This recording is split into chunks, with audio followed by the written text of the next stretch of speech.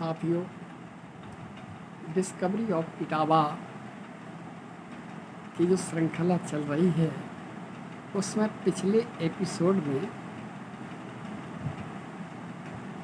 दंडकारण्य और श्री राम और भरत के लंका से होते हुए लंका से पुष्कर और मथुरा होते हुए इटावा आने यानी धौम्य से परामर्श करने और फिर कन्नौज में जाकर के वामन प्रतिमा की स्थापना करने का वृत्तांत सुनाया। अब हम आते हैं एक और युग व्यतीत होने पर द्वापर युग में, महाभारत काल में। महाभारत अभी प्रारंभ नहीं हुआ है, लेकिन उसकी भूमिका बनने लगी। दुर्योधन ने जिस तरह से पांडवों का अहित करना चाहा, समूल विनाश करना चाहा, लाक्षागृह तैयार किया गया और फिर उसे आग के हवाले करके पांडवों का अंत कर देने की योजना बनाई। समय रहते पांडवों को पता चल गया तो उन्होंने सुरंग बनाई और उस सुरंग के द्वारा सुरक्षित निकल आए। अब कहाँ जाना है?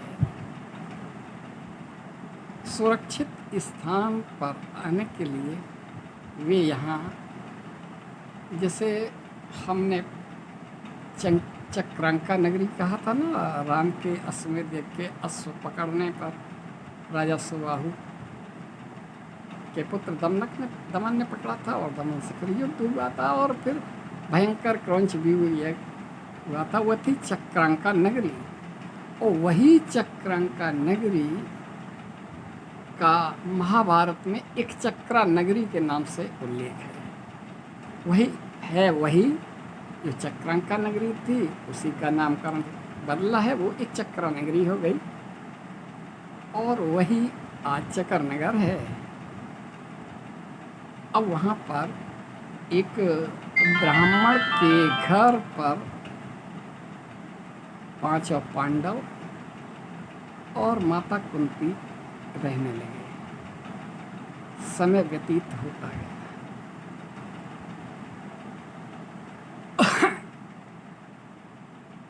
निकटवर्ती गुफा में एक बकासुर था जो बड़ा अत्याचार करता था।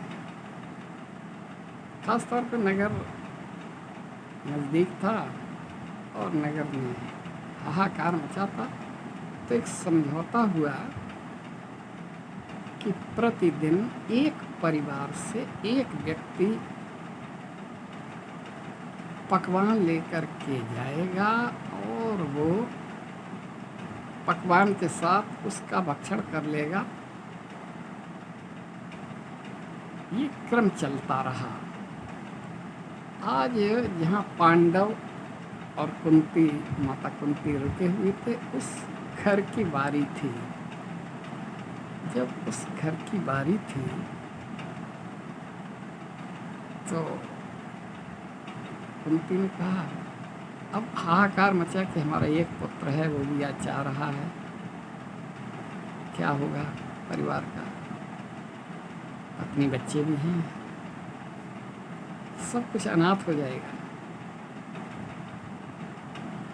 तब कुंती ने परामर्श दिया कि हम आपके अतिथि हैं और अतिथि का ये धर्म है कि मेजबान है उसकी सुख और दुख में सहभागिता सुनिश्चित करे। तो आज हमारा पुत्र जाएगा, हमारे 5 हैं, तुम्हारा 1 है। अगर एक चला जाएगा तो 4 तो हमारे सुरक्षित रहेंगे।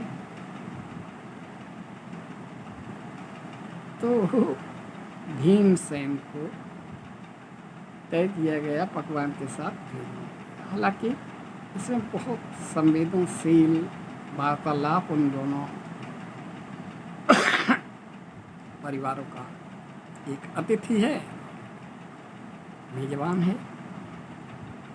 भिक्षाटन, पांचों भाई भिक्षाटन करते हैं। अब क्या हुआ कि भीमसेन पकवान लेकर के, सब कुछ लेकर के गए, गाड़ी लेकर के। और किस तरह से आपने देखा होगा महाभारत में जो धारावाहिक चला था ना, और जाकर के बकासुर से युद्ध किया, बकासुर का अंत किया भीमसेन ने।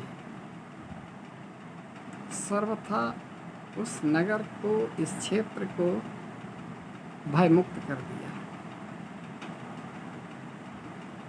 और बताया जाता है कि जहाँ बकासुर रहता था, बकासुर का वध किया। और बकासुर, बक शब्द से ही बकेवर शब्द बना, और वह स्थान आज बकेवर नगर पंचायत है के रूप में जाना जाता है। बकासुर से ही बकेवर शब्द की व्युत्पत्ति हुई। चक्र नगर, एक चक्र नगरी। अब हम यहाँ एक चक्र नगरी का ही प्रयोग करेंगे, जो महाभारत में जिसका उल्लेख है। अब यहाँ पर जब इतनी बलिष्ठता यानी एक शक्तिमान के रूप में उभरे भीम, यानी ये लड़का, कुंती से कहा माता जी आपका लड़का वास्तव में बड़ा बलशाली है। तो उसकी ख्याति फैली, और वो ख्याति पहुंच गई वहाँ जिनका अपना क्षेत्र था। इधर बकासुर था, उधर हिडिंब था। और हिडिंब की पुत्री बताते हैं, कई बहन का उल्लेख है, यानी हिडिंबा भी इस बलिष्ठता यानी ताकत से बड़ी प्रभावित हुई। और युद्ध भी हुआ है हिडिंब से, और हिडिंबा ने वरण कर लिया भीम का इसी कार्यकाल में, एक चक्रा नगरी में रहते हुए। और शादी हो गई तो संतान भी हो गई, तो एक संतान हुई, और वो यहाँ पर ही रहे काफी कुछ समय। अब एक प्रसंग आता है, क्योंकि पवन पुत्र हैं। अब बकासुर का वध कर दिया, हिडिंब से संघर्ष किया, और हिडिंबा ने वर्ण किया।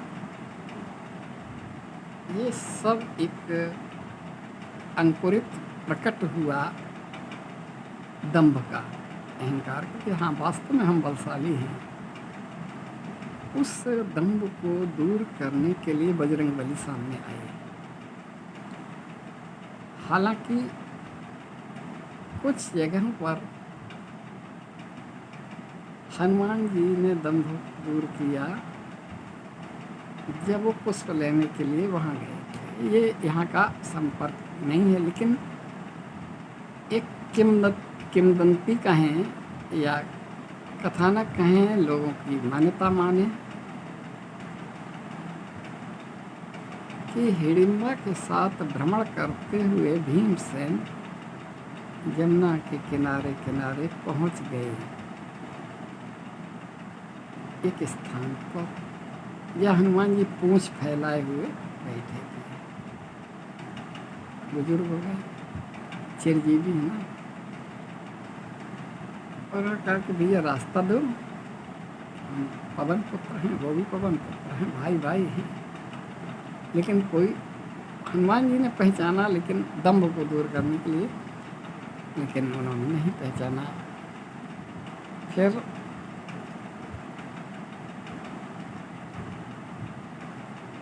हिडिंबा सामने आई, बोली आप जो भी हों, अगर हमारा सतीत्व बलशाली है तो आपकी पूंछ सहजता में हट जाएगी। क्योंकि भीम ने काफ़ी प्रयास किया, नहीं जब हिली तब तो हनुमान जी ने अपनी रास्ता लिया और कहा, लेट गए